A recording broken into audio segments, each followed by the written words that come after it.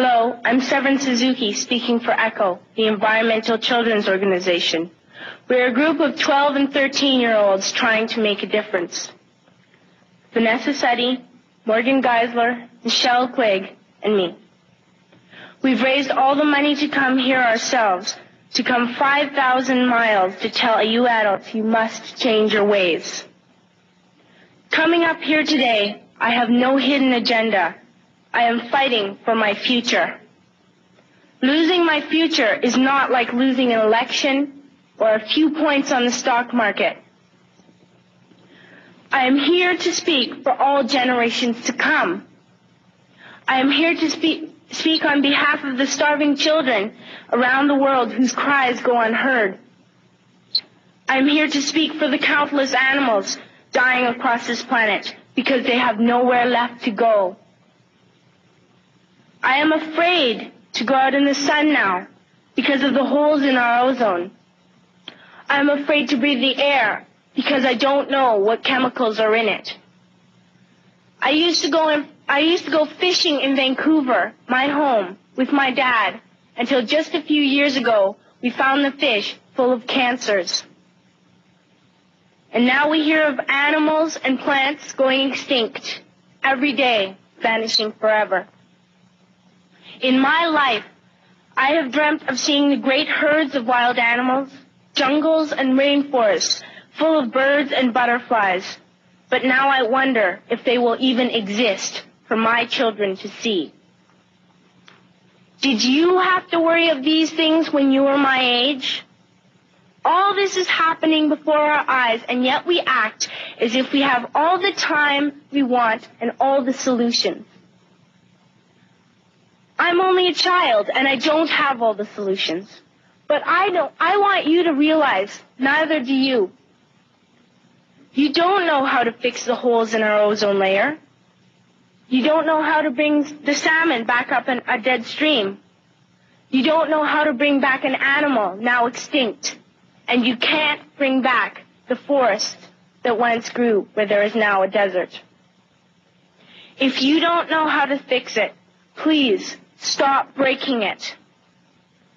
Here, you may be delegates of your government, business people, organizers, reporters, or politicians, but really, your mothers and fathers, sisters and brothers, aunts and uncles, and all of you are someone's child. I'm only a child, yet I know we are all part of a family, 5 billion strong. In fact, 30 million species strong. And borders and governments will never change that. I'm only a child, yet I know we are all in this together and should act as one single world towards one single goal. In my anger, I am not blind, and in my fear, I am not afraid of telling the world how I feel. In my country, we make so much waste. We buy and throw away, buy and throw away, buy and throw away, and yet northern countries will not share with the needy. Even when we have more than enough, we are afraid to share. We are afraid to let go of some of our wealth. In Canada, we live the privileged life, with plenty of food, water, and shelter. We have watches, bicycles, computers, and television sets. The list could go on for 2 days. 2 days ago, here in Brazil, we were shocked when we spent time with some children living on the streets. This is what one child told us. I wish I was rich. And if I were, I would give all the street children food, clothes, medicines, shelter, and love and affection.